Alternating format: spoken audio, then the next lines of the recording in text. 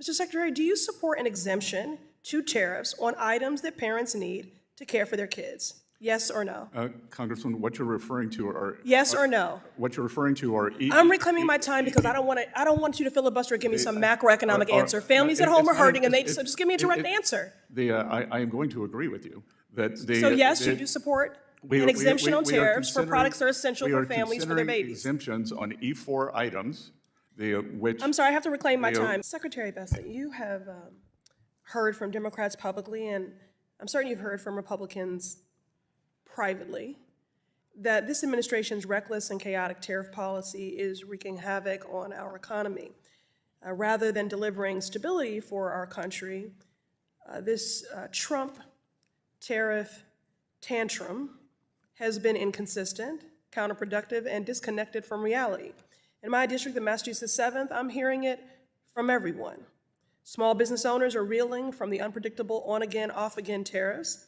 They're holding back on expansion, delaying hiring, and bracing for the impact. Local and state officials are telling me about the effect tariffs will have on our state budget.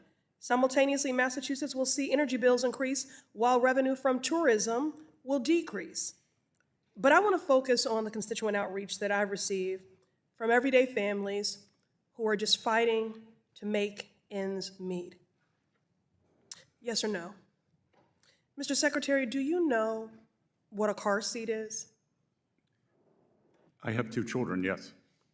I figured as much. It's correct, you and your husband have 2 children. So I'm sure you know that car seats are absolutely essential for families when traveling with babies and toddlers to school, to worship, to doctor's appointments, just everyday living. But not only are car seats essential, they are the law of the land. It's the law of the land in 50 states. So there's no getting around that. Mr. Secretary, what's your estimate of how many babies are born in the United States each year? I would guess 2 to 3 million. Well, while the number fluctuates, there have consistently been more than 3.5 million babies born in the United States. That means millions of families in this country are doing what? Buying a car seat because it's essential and it is the law of the land in all 50 states. But now that cost is going up because Trump has announced up to 145% tariffs on Chinese imported products. Approximately 9 out of every 10 car seats in the US come from China. That's a steep cost. Steep cost hike for families all over the country. The price is up in Republican districts and in Democratic districts. And it's not just the car seats that are impacted. We're talking about strollers, cribs, high chairs. No family is exempt from the harm of these Trump tariffs on essential baby products. But don't just take my word for it. Mr. Chair, I would like to enter into the record a Yahoo Finance article from May 2025 entitled, "First Year Baby Expenses Already Top $20,000, and Tariffs Are Adding to the Bill as China Dominates Key Imports." Without objection. Look, I support improving manufacturing in America, but that is not going into effect overnight like these tariffs are. There needs to be an exemption to help America's families. Trump has used his power for tariff exemptions on thermoplastics, semiconductors, but what about baby products? Mr. Secretary, do you support an exemption to tariffs on items that parents need to care for their kids? Yes or no?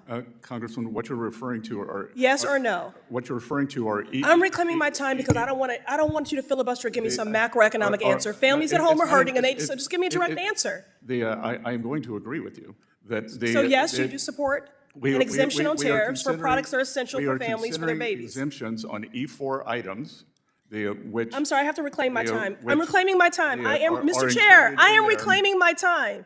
Give me my time back. I'm reclaiming my time. I just want a simple yes or no.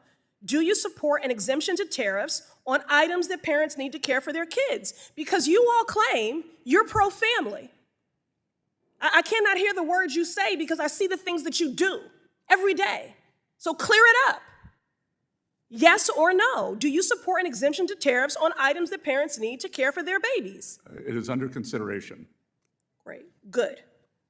I don't know what's stopping an exemption from going into effect today, so do it now.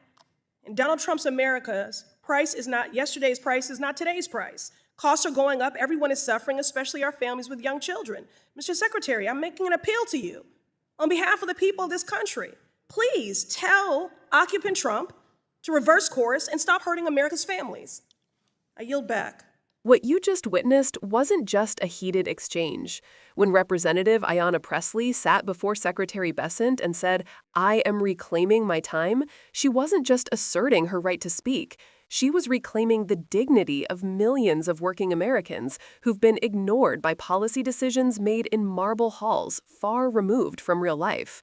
And this hearing, this exchange, tells us something far bigger than just a fight over tariffs. It's about who government is really serving.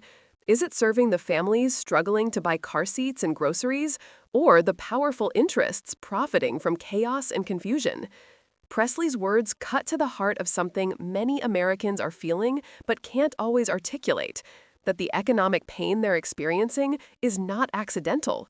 It's the predictable result of reckless decisions made by leaders who treat policy like a political weapon instead of a moral responsibility. Let's unpack this, because to really understand why Ayanna Pressley's questioning matters, we have to go deeper into what these tariffs mean, how they work, and who actually pays for them. A tariff is, in the simplest sense, a tax on imports, a fee placed on goods coming into the country from abroad. When Donald Trump boasts about making China pay, that's not what's actually happening. Companies importing those products from China, whether it's car seats, cribs, or strollers, pay the tariff. But they don't just swallow that cost. They raise prices. And that means it's you, the consumer, who ends up footing the bill. So when Trump slaps a 145% tariff on baby products, he's not punishing China. He's punishing parents. He's punishing families who are already stretched to the breaking point. Now imagine being a young mother in Massachusetts, or in Michigan, or Arizona, or anywhere else, trying to save for childcare, student loans, and healthcare, and now your essential baby gear costs twice as much because of a policy announced in a press conference, with no warning, no cushion, no strategy. That's not economic patriotism. That's economic cruelty. Ayanna Pressley wasn't just talking about numbers. She was talking about lives. About mothers who delay buying car seats until the last minute because prices keep rising. About fathers who pick up extra shifts to afford what the law demands they have. About families trying to raise children safely while navigating a system that keeps shifting the ground beneath them. Her questioning struck a chord because it pulled the conversation out of the cold language of economics and into the warmth of lived experience. She reminded Secretary Bessent that a car seat isn't a luxury item. It's a lifeline. It's not optional. It's the law. Every baby born in this country, over 3.5 million a year, needs one.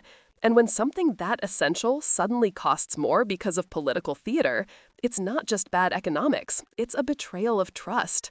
Let's talk about that phrase, pro-family. You hear it often from conservatives, especially from those who supported Trump's trade agenda. But being pro-family is not about slogans. It's about substance. If your policies make it harder for families to live, work, and raise their children, then you're not pro-family. You're anti-family in action, no matter what your talking points say. Pressley exposed that hypocrisy with precision. When she asked Bessent for a simple yes or no answer, do you support exemptions for baby products, and he tried to dodge, she didn't let him hide behind jargon. She reclaimed her time. And in that moment, she reclaimed accountability.